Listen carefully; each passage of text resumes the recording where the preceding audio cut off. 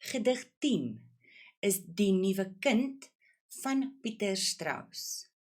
Kom ons gaan kyk 'n bietjie wat in hierdie nuwe kind se lewe gebeur. Ons kyk eerstens na die titel. Die titel van die gedig sê vir ons dat die gedig gaan oor 'n nuwe kind in 'n skool. In hierdie gedig is dit 'n swart kind in 'n skool met meestal wit kinders. Daar is 'n ongemaklikheid. He is uncomfortable omdat hy nuut is, because he is new. En sy velkleur, his skin color, can also contribute to this feeling of being uncomfortable, ongemaklikheid. Die tema van hierdie gedig is die vooroordeele, which is prejudice, teen mense wat van mekaar verskil, so the prejudice of people that are different from each other. Die bou van die gedig. Hoe lyk hierdie gedig? Uiterlik kry ons 4 kwatryne, en onthou kwatryne het 4 versreëls. Daar is 'n vaste ritme in die gedig. Daar is paar rym, onthou paar rym is A, A, B, B en so voorts. Daar is ook alliterasie en assonansie wat hierdie gedig bind. Innerlike bou van die gedig, daar is progressie. Aankoms by die skool, when he arrives at the school, die gewone verloop van 'n skooldag, the normal way that the school day goes. Dan die aanpassing tussen vreemdes, the adjustment with these strangers, en hoe hy dan ontvlug in sy eie drome waar sy talente lê. How he escapes, right? How he escapes into his own dreams where his talents lie. So let's go and have a look at Die Nuwe Kind. Ons oë pen jou in jou spore vas.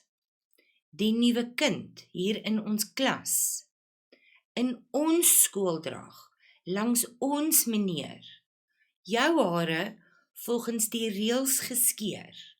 Kan julle die paar rym sien? Vas, klas, meneer, geskeer. Reg. So ons is die spreker en sy klasmaats, the speaker and his fellow students in the class. And they are predominantly white. Jou is die nuwe leerder, die nuwe kind. Hy is swart en hulle sien hom as 'n buitestander. They are creating this whole feeling of us or our and you, right? 'n buitestander, an outsider. En hierdie wat ons hier kry is 'n kontras tussen ons en jou. Reg. Dan het ons 'n dubbelpunt hier aan die einde van hierdie sin en dit beklemtoon die volgende woorde wat kom, naamlik die nuwe kind. Reg. Goed, die nuwe kind hier in ons klas. Can you see how they are continually placing distance between each other? If we can just go back for one moment to pen jou vas. Pen, vas. Reg. So om vas te pen, en in hierdie geval is dit 'n metafoor. Dit kan beteken om penne vas te kap, letterlik, like tent pegs into the ground to keep the pen, the tent down, en dit is letterlik. En dan figuurlik, It means to peg him down, om hom vas te keer of in 'n hoek te druk. Right, they're putting pressure on him. Die nuwe kind hier in ons klas. It's not his class, it's our class. Ons skooldrag, can you see how there's emphasis on the word by the accent sign, die aksentteken? Ons skooldrag, ons meneer, hulle wil hom nie in die groep aanvaar nie. Reg, hulle wil hom nie in die groep aanvaar nie. They are keeping him at a distance. It's our uniform and our teacher. Maar jou hare volgens die reëls geskeer. Your hair shaved according to the rules. So hierdie kind staan nie uit nie. He doesn't stand out. He fits in on appearances. Reg? Hy is volgens die reëls. So hy pas in by die res. He fits in with the rest, even though they are keeping him at a distance. Goed, volgens die reëls geskeer. Hector Sobukwe, hoor ons jou naam. 'n koningskind, al is jy skaam. Bedees knik jy, asof jy ons bedank, en gaan sit dan stil in jou bank. Once again, paar rym, naam, skaam, bedank en bank. Goed, nou hierdie kind se naam is belangrik. Hector Sobukwe. Hector verwys na Hector Peterson, who was killed in the 1976 protests that happened in South Africa.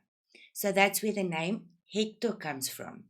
The surname Sobukwe refers to Robert Sobukwe, who was the founder of the Pan-Africanist Congress in South Africa. Now, these two people played a big role in the protests against the government during apartheid years, and it almost puts this black child in perspective in a predominantly white surrounding in this new school. So Hector Sobukwe wys na Hector Peterson, en Sobukwe is Robert Sobukwe. So that is important that you remember that. Right. Hulle was albei, let's make a note here, simbole van die verset. So they were symbols of the protest against oppression, onderdrukking. Goed. And it almost makes this child stand out in that way. Hoor ons jou naam, they can all hear his name as it is being called. 'n koningskind, royal child. Goed. Perhaps because of the name, which refers to prominent historical figures. Al is jy skaam. Right? He is shy, so he is in his place. Bedees knik jy. Bedees means timid.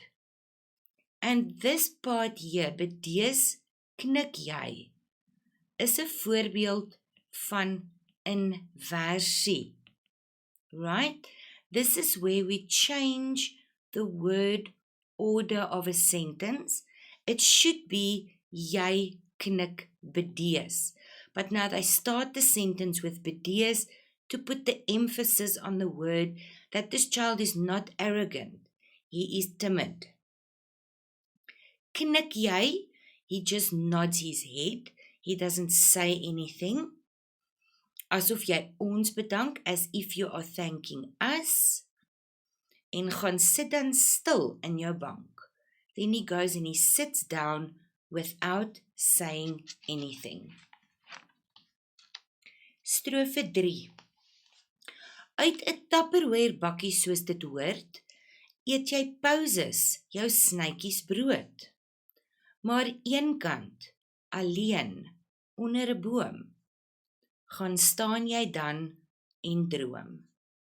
Reg. So 'n Tupperware bakkie means that he is like all the other children. Everyone takes their lunch to school in a Tupperware bakkie. Reg? Hy probeer met ander woorde inpas. He is trying to fit in with the other kids. Soos dit hoort, like it should be. En dan sien ons pauses, sny kiesbrood. So dit gebeur meer as een keer, more than once, right? So it's not just one day that he eats his lunch alone, it happens more than once. Alleen staan hier tussen kommas, om die woord te beklemtoon. Alone. So eenkant, to one side, alone under a tree. Hy word nie deel van die groep nie.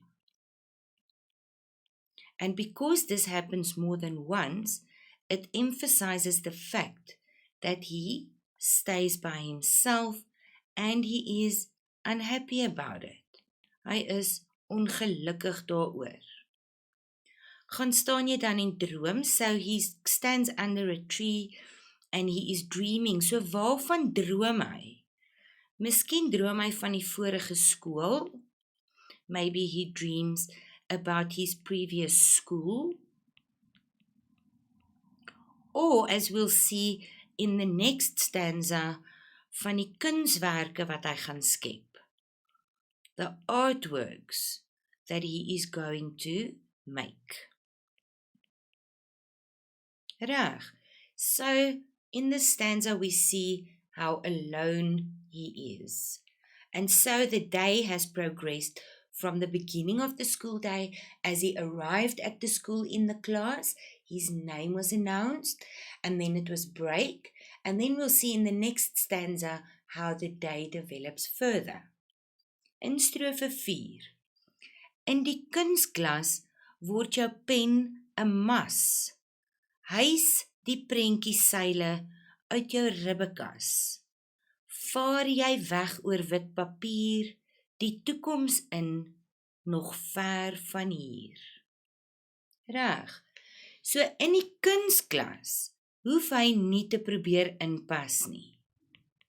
He doesn't have to try to fit in the art class.